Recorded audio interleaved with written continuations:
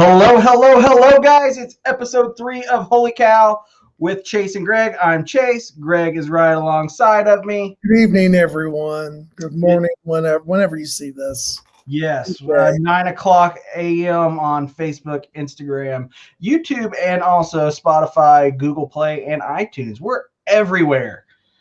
It's a lot of fun.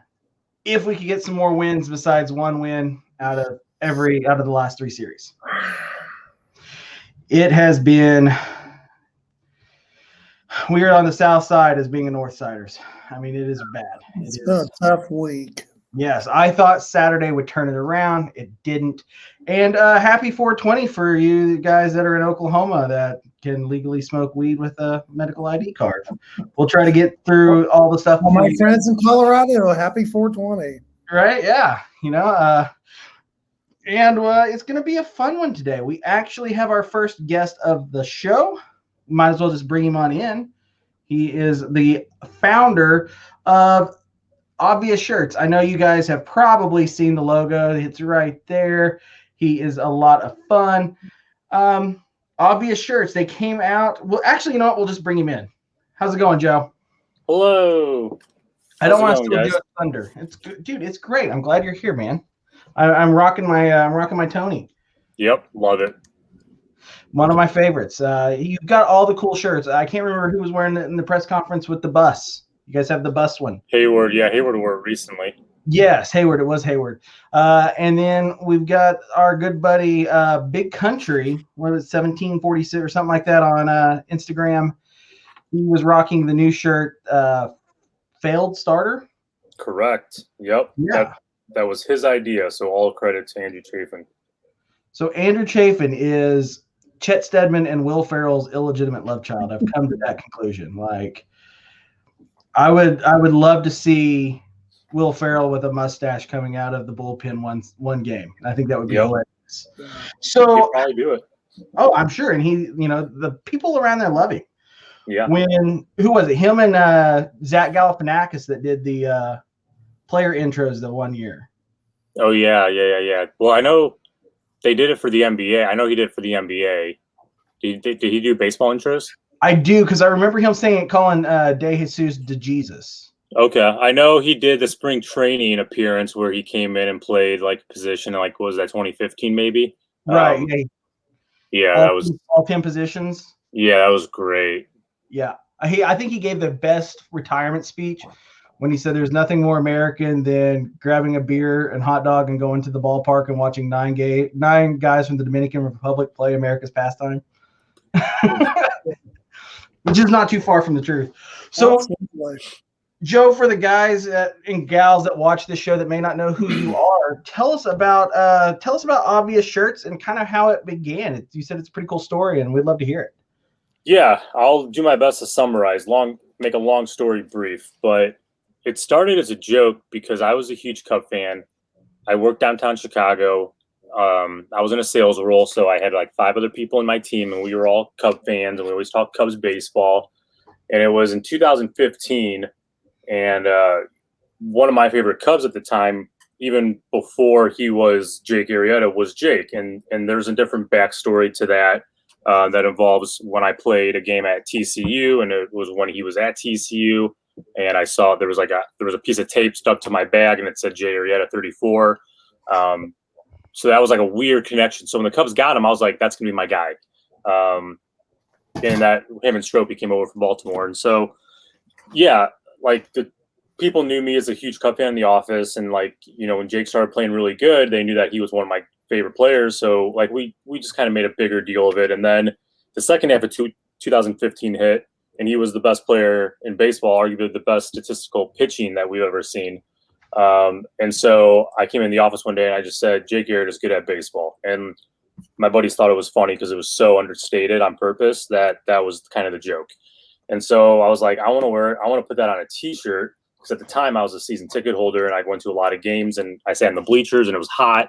So my buddy just so happened to be the t-shirt guy in college with the promo bands. And he's like, I know a guy that'll make you a shirt. I said, have him make him one shirt. It's just got to be super comfortable, royal blue. And I want it in Helvetica font. And he's like, why? And I said, because like I took a class in college, an architecture class, and Helvetica font's the easiest font to read with the naked eye. And so that's like the only thing I retained from that class, which is sad. But I said, left justify it, just like a paragraph on a book, and add a period at the end, and that's my shirt. And that literally came to me on the spot when we first made the joke and said that should be on a shirt, and it just stuck. And so about a month later, the shirt came in, and Jake was pitching in like a few more days at Wrigley. So I was like, I'm going to the game, and it happened to be one of his last starts of 2015, and he struck out 11. He pitched the entire game. I think he gave up 2 hits. And the madness started in the third inning. I went to go get a beer, and I got stopped on my way to the center field concessions, and having people they took a photo with me. And I think Jake had 6 strikeouts at this point or something ridiculous after like 3 innings. And people just said, where did you get that shirt? And I said, I made it for myself. And they're like, well, can you make me one? I said, sure. And they're like, here's my business card, or here's my cell phone number. And I put it in my notes app, and I left with like 30 contacts. And I went back to work the next day. I said, guys, you'll never believe what happened. People love the shirt. And I said, have your guy order me 50. And so he ordered me 50.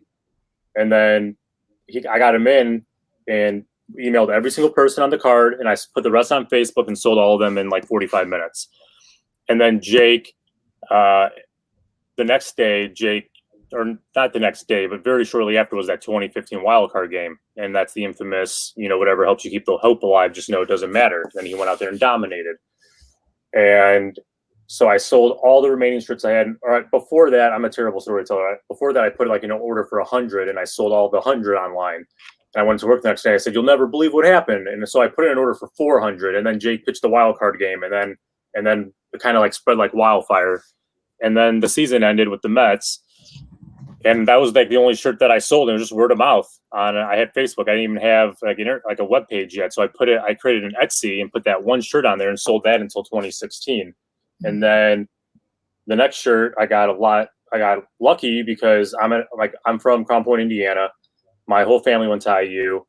I followed Kyle Schwarber when he got to IU, being an IU fan. And when he got on the Cubs, that was cool. So I was like, I don't want to have my second shirt can't be a blue shirt. I already made a blue shirt. So I made Kyle Schwarber crushes baseballs in red. And sure enough, a fan from New York City bought that shirt. And like not even a month later, the Cubs were playing in New York City at Citi Field, and Kyle Schwarber hit like a 480-foot bomb, and the cameras went right to the guy with my shirt, and there was nobody not a lot of people at this game, and he was just wearing my Kyle Schwarber crushes baseball shirt, and I sold them right away. So I made it a pre-order, and I woke up the next day and there was like 400 shirts sold.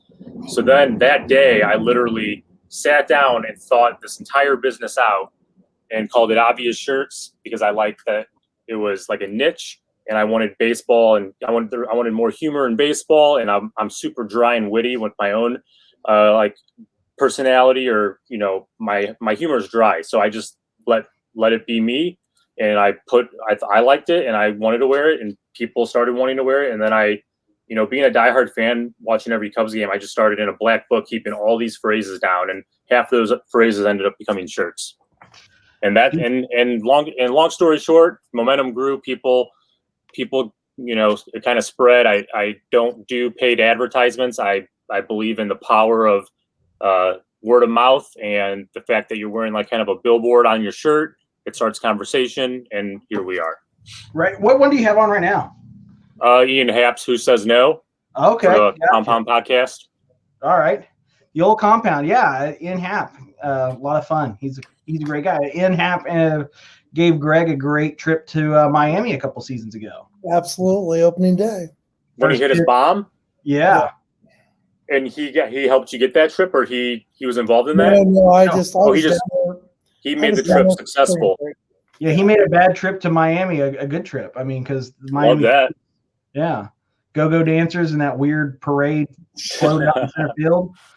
So you said you have a black book or black notebook that you keep your notes in. Do you find like the misery that is kind of been this first month of the season, does it help your shirts, or do you think it kind of hurts your shirts? I mean, I bet you the data would probably give me an exact answer, so I'd have to look at that. I don't think there's been some good publicity recently with like Jake wearing the Founders shirt and the podcast shirts with Ian. Some of the shirts that I've done with like, so there's different things that are going. When the Cubs play bad, I do not. There's a direct correlation. I do not sell as many shirts as when they play good. But that's why, it started as strictly a Cubs company. I've branched out into Bears and Blackhawks, and I've done other things to kind of keep that sustainable. But yeah, I mean, it sure doesn't help when the Cubs are playing bad. That's for sure. And it's hard being a company focused on players. When players do bad, people aren't buying, or when players get traded, I have to fire sale. So it's like you always have to be plugged in and knowing what's going on and who's hot and who's not. And it shows like with the shirt sales. Do you find that like you come up with more creative slogans when things are going good though? Yeah, absolutely. Because my whole philosophy is like, I've been a Cub fan since my first memory of Chicago Cubs is like 1992, 1993 when I was 4 or 5. Anything before that, people are lying to you if they say they can remember the Cubs when they're 3 years old. Right. But like, yeah, so my whole childhood was losing. I mean, I just kind of like learned to cope with losing. So I'm not gonna like dwell on the negatives because we'll just depress ourselves as Cub fans. So I just try to keep my whole company vibe like positive. And I played baseball, competitively, so it's hard to do because I know how mentally tough baseball is as a player and as a fan. So I just try to keep that positive outlook, and I try to keep things positive. So yeah, when the Cubs are rolling, that's when the idea is like when I hear something or think of something and then connect the dots. Yeah, it's usually from a good moment and not a bad moment. If there's bad moments, I only like make shirts if they're about other teams like the Cardinals. Right. Yeah, definitely need more Cardinal sucks shirts in our life. Yeah. So St. Louis funny, is boring. I was working for a Italian beef company that decided they wanted to go national and try to franchise into Texas. And I had come up with this brilliant idea of trying to score Jake Arrieta to be the tie-in to like, because he was from Plano, which we were in Dallas. I was like, oh, that would be kind of cool. Mm-hmm. But nothing ever happened. I didn't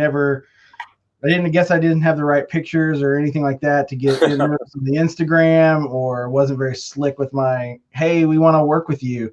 But it was, that was kind of a big tie for us. People would come in and I really wanted it to work, but I'm glad it worked out for you. Yeah. I think just the story with Jake, it's kind of cool.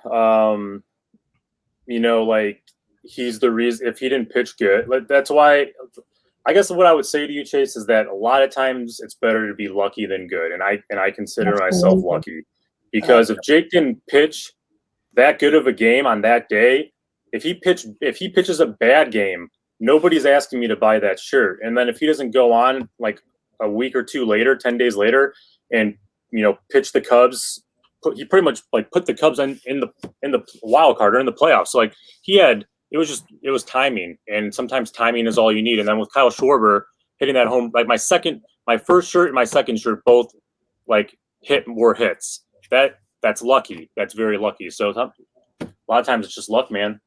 And that's funny that you bring that up because I think it's good time to bring it up. You're talking about timing is everything and luck. Our third episode, and we lucked out. I'm just going to go ahead and put it up on the screen. This is the new shirt, and this is talking about lucky and coincidence. This is the new shirt that's dropping today with the old obvious shirts. Holy cow. Go. I mean, holy cow, and he's on Holy Cow. It's great. Wes, thank you for sending me the, hey, I could probably help you out with getting connected with some guys. And here we are now, our 420 episode 3, Holy Cow t-shirt. And you said they'll be dropping, they're on the website today, right? They will be on the website by the time this is aired, absolutely. So you can go to obviousshirts.com right now, and I'll make it a feature. It'll be right at the top of the website. But the shirts come in on Wednesday, and we'll probably ship out first thing Thursday. So I'll set that right expectation on the website. But yes, if you are listening to this right now, it is available. The Holy Cow shirt. I was like, wow, that, because I texted you and I was like, hey, have you ever thought about doing a Holy Cow shirt or anything like that? And then boom, this pops up in my text message, and I was like, oh my gosh, I showed it to my girlfriend. I was like, I can't believe like we're sitting here talking about getting on our show, Holy Cow. And here it is now, Holy Cow shirt. So I think our stars are aligning just like that game. Absolutely. See, there's a There you bigger go. plan. There's it's just destiny brought us together. Yes. Holy Cow shirts. Holy Cow. I will be honest with you. We will probably have those shirts on the next week and every week after that. We'll be like hockey players. I'll make sure you are the first two to receive the shirts. Individually number that shit, Joe. Yeah, I should. That's a good idea. I should number that. Man, I had a guy one time that came up, and I wear 47 brand hats. Like those are the cleanup hats. That's what I wear all the time. And I didn't have one day, and he was like, "Look at this hat. It's individually numbered." And I was like, "Ha ha ha!" So I went out to my car and I grabbed like 3 of them that I had, and I was like, "Look at all these. These are individually numbered too." That's great. Yeah, quit trying to tell me this. So you're an avid Cubs fan. So do you want to stay around and maybe talk some Cubs? I'll talk some Cubs for a little bit. Yeah, I mean, that sounds great to me. I could talk Cubs baseball all day. Man, so you said you are hanging out in your basement, and it looks like the Cubs are hanging out in the basement because they have officially reached last place of the NL Central. Yes. Greg, please stop making fun of all your Reds fans and your friends because they're at the top. It's a long season. It is a long season, but that inbox can get long. We all know what floats for a little bit, then slowly but surely drops to the bottom of the bowl. Yeah. Where are you at, Chase? Where are you at on the panic meter? If there was a panic meter, where would you fall on it? I mean, this is getting to a point to where I'm not liking it. Okay. I'm about 5 right now. On You're right in the middle. Yeah, on a scale from 1 to 10, I'd say about 5. Right, either it's going to get a lot better or somewhat better, or it's going to continue just to. And I'll be honest, playing the Mets this week, I'm kind of worried. Yeah, Well, It's not going to do us any favors. Right. It's like I said in the intro. Out of the last 3 series, they've won 1 game in each of those 3 series. So they've lost out. What about where are you at, Joe? Are you on a 5? No, I mean I'm probably wrong here. Again, it's my positivity outlook, which I really do believe. I mean, when I was in college, I don't know. I'm probably a 2 or a 3 to be honest, but it's early. So like my meter, like I'll let you know when I'm at a 7 or 8. It's too far away to have a 7 or 8 because like in 1997, they started 0 for 14. Yeah, they ended up with like 68 wins that year, but that's when that's when I'm like a 7 or 8. When they start 0 for 14, I'm like I'm panicking. But I just think like when I was in college, we started 0 for 12 and went to California in our spring trip. We went the whole trip. We went like there's undefeated and then what's never winning. We went 0 for 12 the entire spring trip, and we came back and we won our conference championship and went on to NCAA regionals. So like, yeah, there's a lot of factors at place. Like there's a new team is new team chemistry. Different. I mean, our lineup hasn't really changed really in the past 4 years. It looks pretty similar, but last year was a little unusual. So I think baseball is it's like a creature of habit sport. And I just never put a lot of stock into at least, like what I always say is I don't like going to games at Wrigley unless there's ivy on the wall. Cause that means it's been, 7 consecutive warm days so that ivy can grow. If I was a Cubs player and like when I played in college ball, our season started in end of February, early March. And I probably hit 200 the first 45 days, and then I probably hit 400 the last 45 days or last 60 days because I hated playing in the cold. Now, I'm not making an excuse for the Cubs because other teams play in the cold, but a start of a season is just never a good window to judge like what comes next. Just my opinion. So I'm not that concerned. Right. There are some things that, there are some things to be concerned about. I would definitely say yes.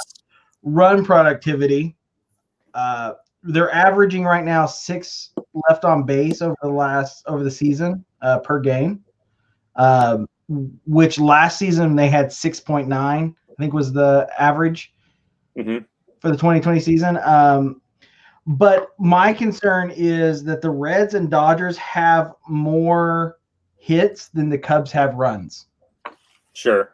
You're going to think I'm the biggest weirdo and loser in the world. I'm more concerned about the Cubs pitching right now than I am even the hitting.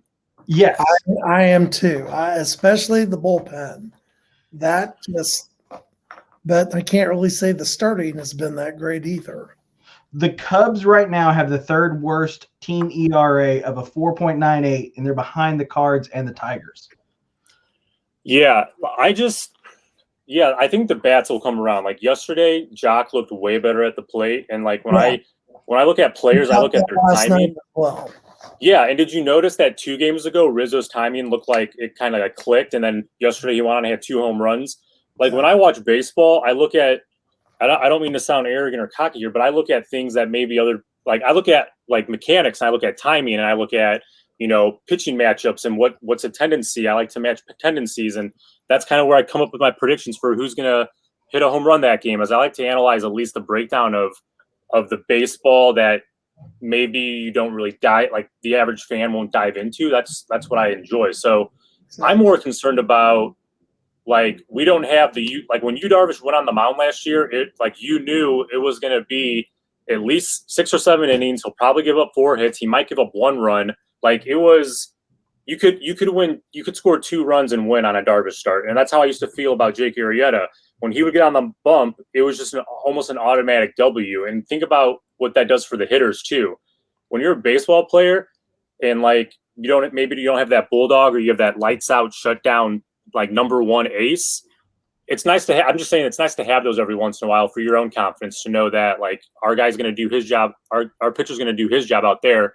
Like let's do our job in here. And it's just baseball's a weird sport, man. I'm not making any excuses for the Cubs bats, but I do think they will come around. I just think the pitching is like, what do we do? I mean, like, I do not believe in the pitching, but I see weaknesses in it that over 149 more games or whatever, it's going to be tough to be very, very sharp and very consistent in those and win series. Right. Yeah. And that's the thing is, last year, you could throw out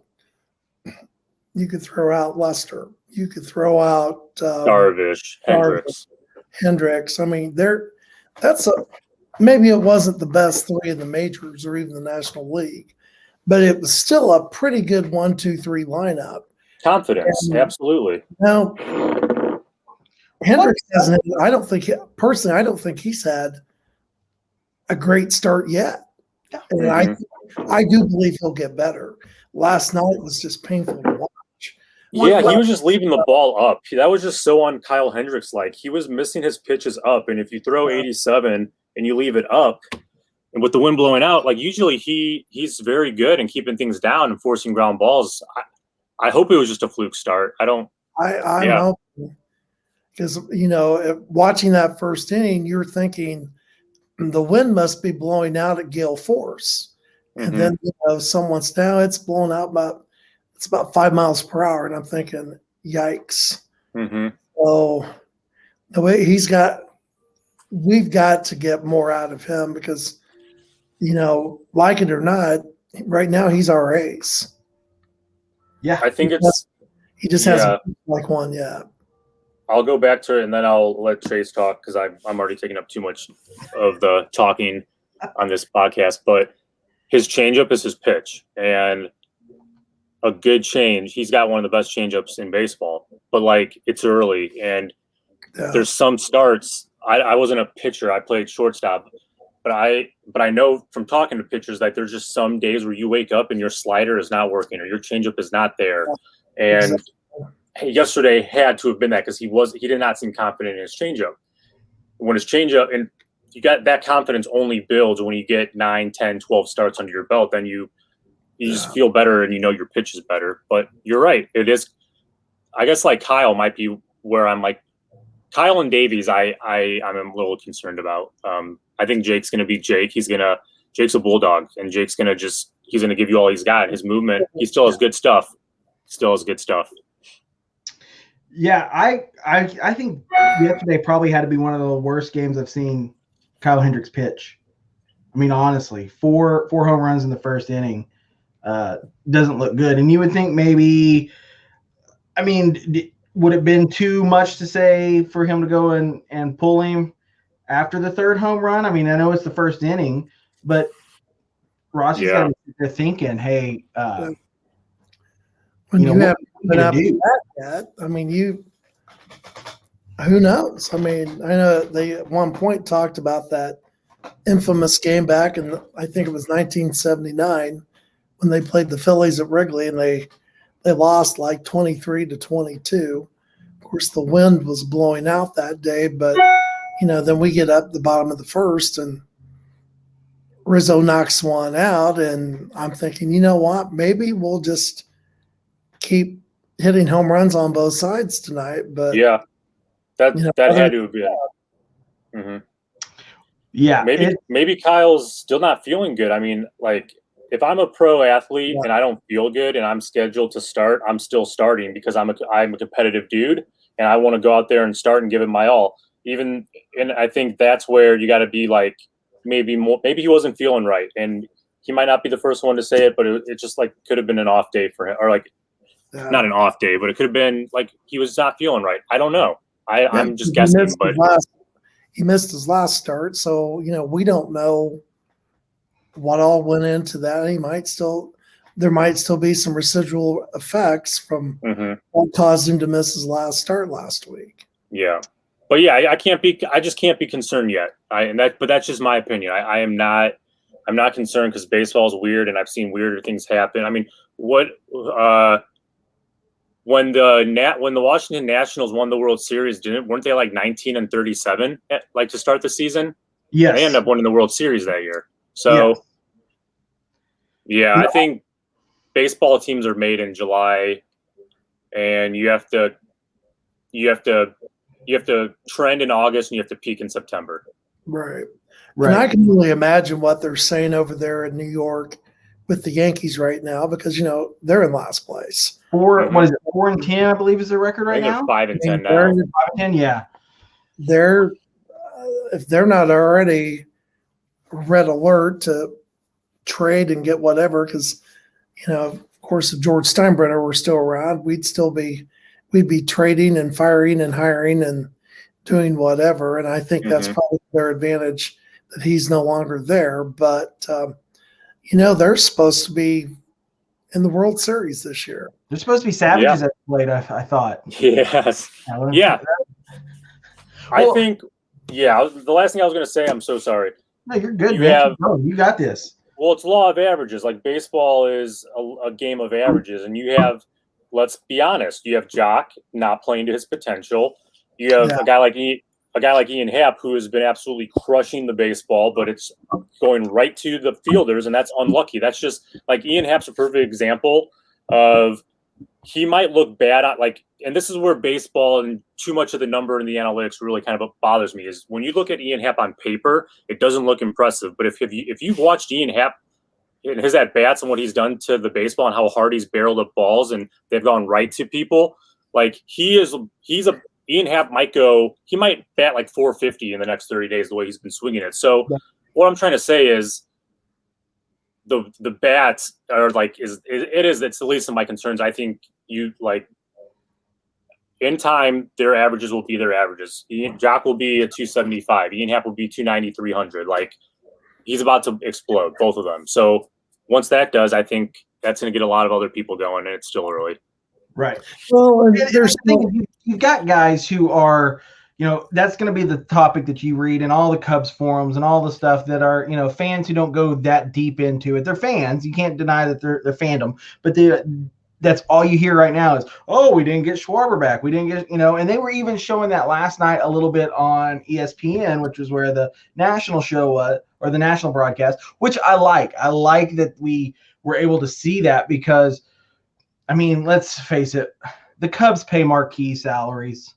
I mean, they are, sometimes you don't get that nitty gritty, like, hey, you need to, as a fan, come to terms with, they're going to blow this whole thing up. Mm-hmm. And I liked that deal that they showed. The thing is pitching is just crap right now. but there's nothing to offset that. I remember when Yu Darvish made his first start in America with the Texas Rangers. He got lit up like 6 runs in like the first inning. And everybody's like, oh my gosh, this is just what we signed up all this money for, and we've done all of this. But the team behind him, they ended up winning. It was like 13-7.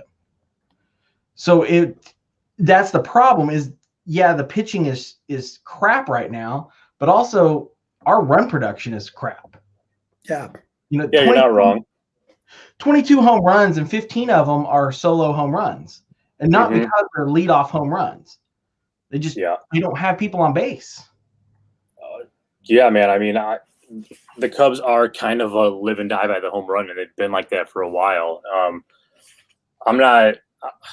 It's so tough because, like, who am I? I'm just a spectator who knows a little bit about the game and has played it myself at a pretty high level. So, like, I can always give my input, but like, these are the best of the best. These are the pros. These are like, I've been fortunate enough to like have conversations with Anthony Iapose, and like everything that he says, I firmly believe in. And it's like people are so quick to judge a hitting coach, or they're so quick to judge the manager, and everybody's got to blow it up. We got to go. But sometimes it's just like, it's the weirdest thing. Like baseball, it takes one guy going off, or it takes kind of like, and yeah, it's frustrating because we as Cub fans are like, was that Rizzo's breakout game? Was last week Wilson Contreras' breakout game? And then the next game is they score 9 runs, and then they score 2, and then they score 13, and then they score 4, and then they score 6, and then they score 0. But there's just so many outside factors that are even outside of their control, and like that you get into the shift. And I don't know if you noticed, but like every time Rizzo's on up to bat, obviously there's the shift, and he does not get a ball on the outside part of the plate. They pitch him inside, and it's either going to be a foul ball or it's going to be at one of the 6 guys they have on the right side of the field. So there's a lot of it's just kind of knowing other teams, knowing the Cubs' strengths and weaknesses, and knowing like when Javi has tendencies to chase in the dirt. You can go, if I was a pitcher pitching against Javi, I'd go fastball up in the dirt, like off speed in the dirt. Every time I'd go high fastball in the dirt. And that's what a lot of people have been showing is that the MLB app has the game day app or whatever, and they were showing like what was a swinging strike, and I mean it was over in the opposite batter's box, and I even watched yesterday Hayward chased one that was just ungodly out of the strike zone. It's that used a 9-iron on that one. Yeah, and that's one of the things that I know. I believe it was Alex Rodriguez brought up yesterday was, what is it, 7 hitting coaches in the past 10 years? Yeah. In the past decade or something. I mean, how much do you think that plays into this? I don't know. I honestly don't know.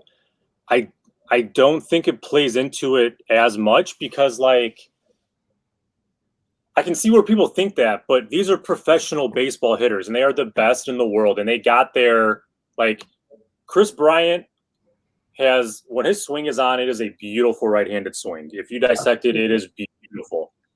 And only Chris Bryant knows how that feels and knows what to do. So I don't really see somebody else coming in and breaking down Chris Bryant and telling him how to do something. I mean, give him an advice, give him a small tweak or help him time it up better. I think a lot of it is just like positive reinforcement. I don't know. To answer your question, I don't know. Because that's the first thing everybody's saying, fire the hitting coach. First thing everybody says is the hitting coach. But I don't think hitting coaches change players. Like, I don't think a new hitting coach, you can expect to see a new Chris Bryant because of this new hitting coach or a new Javi Baez. Like, Javi Baez is Javi Baez. Like, his swing is part of his personality. He's been like that. He swung at pitches that even I go, what are you swinging at? But then he hits baseballs 450 feet with pitches that I'm like, what are you swinging at? So it's like, I don't even think I'm even qualified to have the slightest clue of what it means. And I know that's not the answer you wanted, but I don't think a hitting coach, bringing in a hitting coach change is different. If he brings in a team-wide philosophy and they gravitate to that and they buy in and it works, I'm all for it. But I mean, interestingly, basketball is not baseball, but you've got athletes, whether it's high school, college, professional, some nights, you can't miss the hoop. I mean, it's the size of a hula hoop. And there are other nights where it's the size of a soft drink can. But you don't ever hear you just don't hear them in basketball say, well, we're going to fire the shooting coach because we can't hit the broadside of a barn when we're shooting. It must be just a baseball thing. Because I think people see that as a baseball thing because I think in the way that I've always viewed hitting coaches after a certain spot in a baseball player's life, to me, a major league hitting coach is more of let's concentrate on the mental aspect of hitting. Let's focus on the situational aspect of hitting as opposed to so much mechanics. And I think that, maybe it's eagerness. Maybe that's why we're swinging at pitches that the catcher didn't catch because it was so far outside. It was a wild pitch. Why, is it we think that, oh, if I don't get us out, like I'm carrying the weight of this burden on our shoulders. I've got to get this hit. Is that I think that might play into it some. It's just I'm eager to get out of this slump. Yeah, it could be. Again, I don't know, and so I can have an opinion on the matter. I think you're right about definitely the hitting coach. People think the hitting coach go to the hitting numbers, and that's what the hitting coach is in charge of is the number, the OPS and the team batting average and the strikeout rate and the walk rate. But yeah, I think hitting coaches are really more about the psychology and understanding data. And I think, I don't know, because I'm not in the situation and I don't know how much numbers and what they talk about and how they break down and how they scout, how they're going to scout the Mets today for this weekend, or not this weekend, but the next series for the next 3 days. But sometimes too much analyzation can be a bad thing. If you study in pitchers' tendencies, what they like to throw on 0-2 count, now you're in the box thinking, oh, it's 0-2, I'm probably going to hit a curveball, and he blows a 95 mile per hour right down the plate, which I haven't seen. One thing I've noticed this year is guys at the plate guessing wrong and it being a fastball right down the plate that they just watch. That is just you were guessing and it was incorrect. And that tells me, are they overstudying? Again, I don't know, but that's what I thought of is can analysis lead to paralysis? I don't know, but that's just what I think about. And they probably have the answers. And I don't run into business. I don't have the time to research and to, read up on the baseball literature like I once did because I have to run a business. But I'm sure the answer's out there. But I've talked to Pose quite a bit, and I love his philosophy. Just talking to him, I get it. He gets baseball. I think his attitude is good, but I don't know what all they do. So that's I know it's a neutral answer, but I don't know. I don't know the answer. It's commercial time here for us at Holy Cow. And you said you don't have a lot of time to give in to keeping up on numbers and things. Well, guess what? You don't have to. Monkey Knife Fight and Holy Cow have decided to bring in a promo code for you guys. Put in Holy Cow. If you're not for sure what Monkey Knife Fight is, it is a daily fantasy sports gaming website for the casual sports fan that is simple, fun, and easy to play.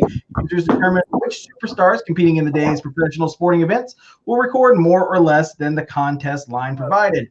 Monkey Knife Fight's daily fantasy prop games play similar to salary cap-based DFS games, but without the algorithms, lineups, and most importantly, sharks. There are several contests to choose from, none of which require the hours of research that the show doesn't have on competing sites. Start with a simple 2-2 or go for the highest payout 100 times and higher by selecting an 8-and-8 more or less contest. Get started now with a 100% instant match bonus of up to $50 with the promo code Holy Cow. As I always say on the show, I enjoy the home run derby. You pick 3 players from one of the games of the day, and you decide how many home runs each of those guys are going to hit, and you make money. It's great. You don't have to be the only person. Big leaguers don't have to be the only person in baseball making money. You read very good commercials. Hey, it's part of my life. I read commercials all day long. I sit around and I think of what's going to happen when I get to be Dan Leva Bastard or whatever his name is. Yeah. Cannot stand that guy. I had a big rant that got me in trouble with another show that I used to do. Oh, man.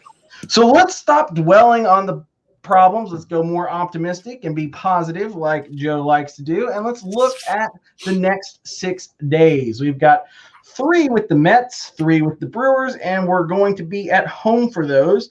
The Brewers and Cubs rivalry already heating up this season with, I'm sick of the Brewers already. I'm sick of them. I used to hate the Cardinals, and not that I still don't love, but I'm beginning to have the Brewers are my number 1 team that I just don't like at all. Yeah. I mean, it's not much. There just seems to be a lot of storylines every time we play them. And the storyline everyone should always remember was Ryan Braun was a cheater. Yeah. Never forget. Yes, never forget. Ryan Braun was oh man, I know you said you don't steal ideas, but I think there could be one there, Joe.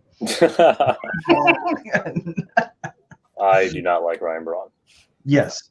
I will say he had a decent right-handed swing, or he did back, His when he does his practice swing, I hate that. I hated Elvis Andrews' practice swing. Oh, Ryan Braun's practice swing. It was like nails on a chalkboard for me to see that. It was just stupid. Like, he would finish like a golf swing up here. It was just like, what are you doing? But it works. I mean, he's way better at baseball than I am, so it obviously works. Right. So, NL East leaders Mets coming to town, guys. It's going to be a tough uphill battle for those 3 games. They're all night games. It's going to be cold and cold and cold, it looks like. It's supposed to snow tomorrow here. Yes. It's supposed to snow here in Oklahoma too, bud. We're supposed to get 2 to 4 inches here. Who's game 1 for the Mets? I haven't even looked into that far. I know it's Arrieta Day tomorrow. It is Jake Arrieta Day, so make sure you have your Jake Arrieta. I have the Jake Arrieta is still good at baseball shirt now. It looks like it's going to be Walker and Arrieta. Okay, and then so do we see DeGrom this series or no? Let me. Here's hoping not. It looks like Peterson on Wednesday and DeGrom on Thursday. All right. So we do have to see him. Yeah. I really thought the Braves pitchers were going to allow the Cubs bats to kind of come alive. I thought that was our time, like against the Braves, was to really not that. I mean, they did in a sense come alive, but I was expecting us to jump all over their pitching. Right. But, well, that one game. I mean, even Sunday night's game was there were some good things to take away. 2 home runs for Rizzo. If you were talking like how you saw it kind of clicked. I thought Jock looked good. Wilson, I think, is going to carry over and be hot. Like I feel like the better the pitcher, the better Wilson Contreras is as a hitter. Like, he always has great matchups against the best pitchers in baseball, and somehow like the nastier the pitcher, like the more locked in he gets. So who knows? Maybe I don't feel very confident with the Mets coming in, but I wouldn't be surprised if the Cubs kind of figured something out. I guess I'm just waiting for the Cubs to figure it out, and that's just my optimism talking. I thought Peterson looked pretty good the last couple, which, like I said, I saw him out in Arizona. And he was the best player in baseball. I thought, I'm thinking, wow, this is we won't lose anything with him over Schwarber. And, it hasn't started yet. But like I said yesterday, Saturday, maybe he's just finally – change the scenery. It might take longer to make those changes. So I think he's going to have a great summer. I do believe that. And I think that also shows the difference between the guys that, I'm not going to go back and dig up who he hit all those home runs against, but that shows you the difference between minor league baseball pitching and Major League Baseball pitching too. Like, that's the difference, because I'm sure a lot of those guys are, in the minor leagues or got, assigned to a certain team. And the warm weather helps. For me, again, it was personal, but I love playing in warmer weather. I do not like playing in cold. I can't get anything going. So but to your point, the fact that he showed us that that's what he can do, that I'm waiting for, he set the bar pretty high with Cub fans, I think, in the early runnings. And yeah, I think he's capable of getting back there. Just going to take time. Right. And maybe that is the thing. He played in perfect weather pretty much, at least half the season. And that whole NL West division, you don't really get a bad night of weather once, May hits. So even early on in the season, it's a lot warmer. Maybe there is something to colder weather and just not being used to that and having to try to adapt. The Mets series, I'll be interested in seeing how they fare against a team who is right now pretty hot. I mean, they're a hot team.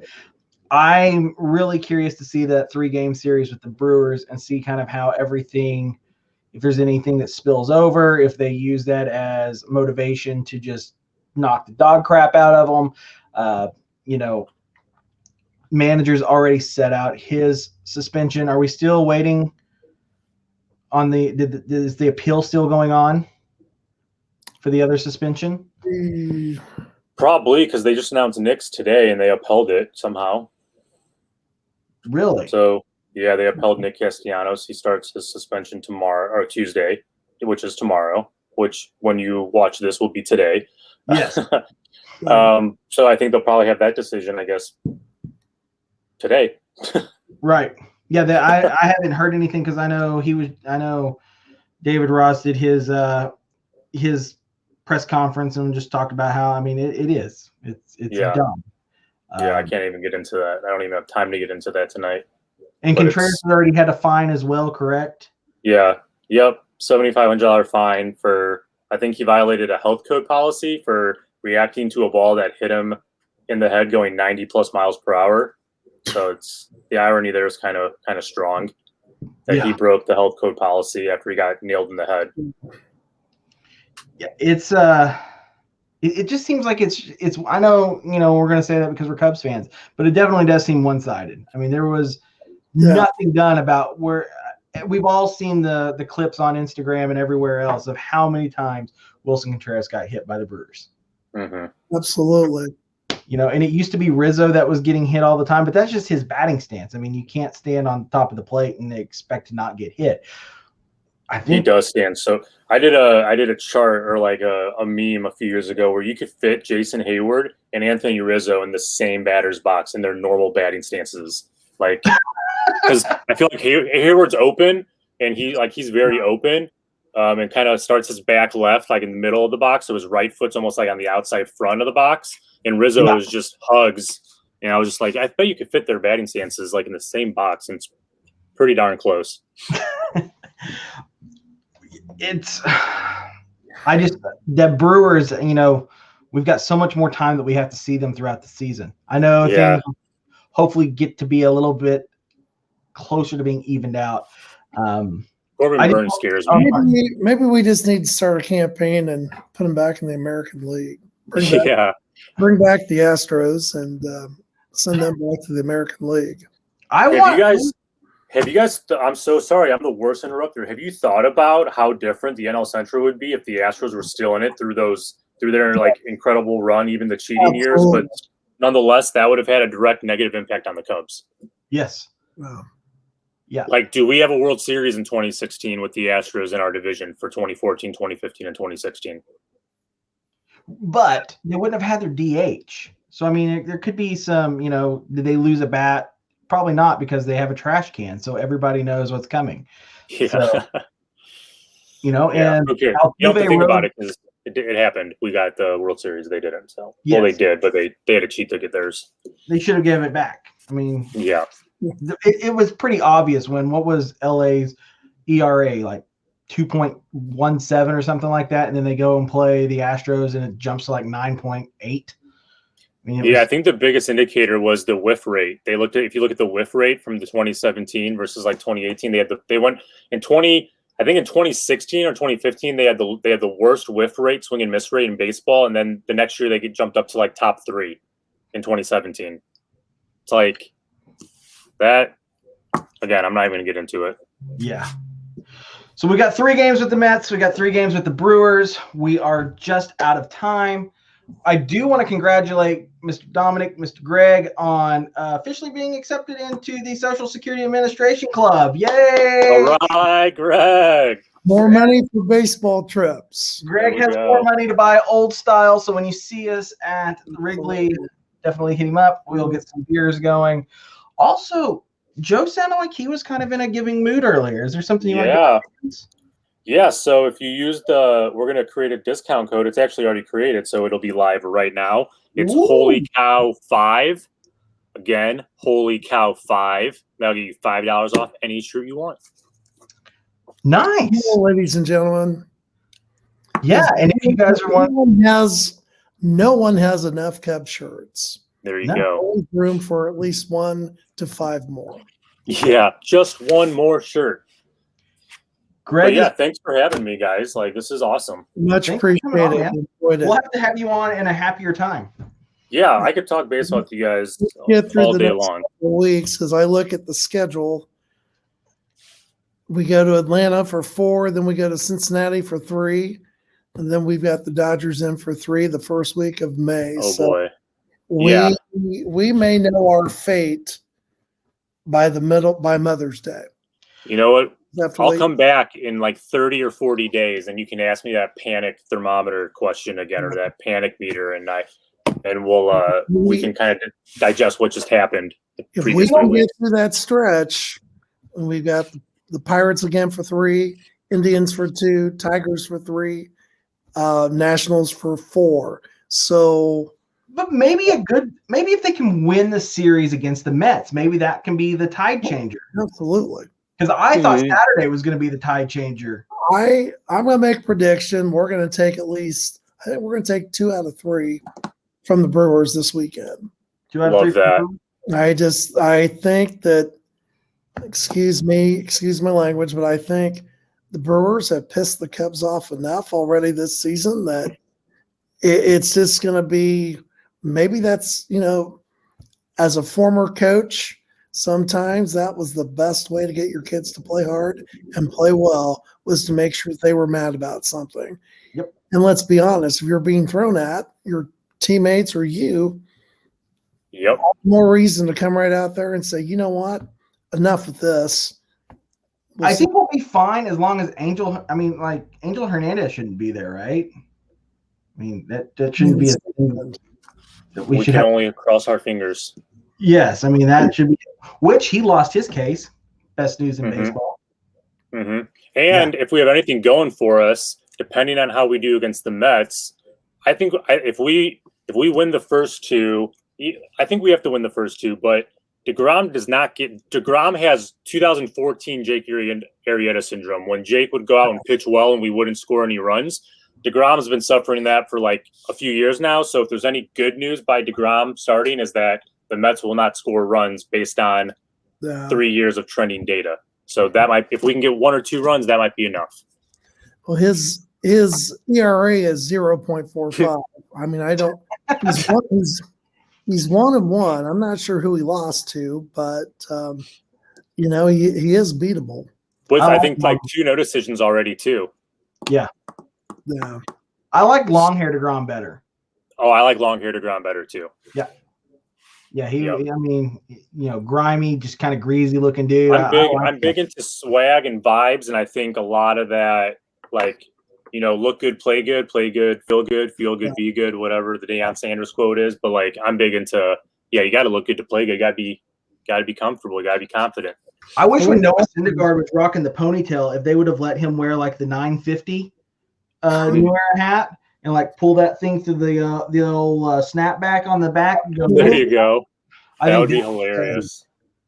Who's fun to watch is Marcus Stroman. He's probably one of my favorite pitchers to watch, and he's got he drips in swag, he drips in confidence. He's got some filthy pitches. So have you seen his new? Thank God we're not seeing Stroman, right? He already. I think he pitched yesterday or today. So yeah, I have nightmares about how filthy his pitches are sometimes. It's insane. His new shoes. Did you see his new cleat line?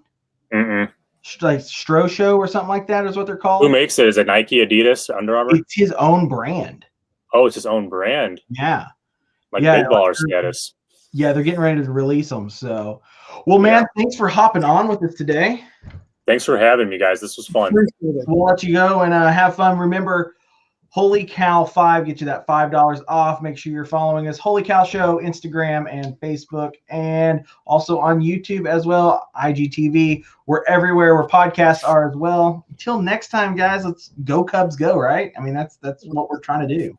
Here's Go hope. Cubbies. This week we've got a lot of wins to talk about. Yes, we want to Good come back vibes. happy. Good We'll see you guys vibes. next Sending time. good vibes. Yes. Have a good week, everybody. See You ya. too.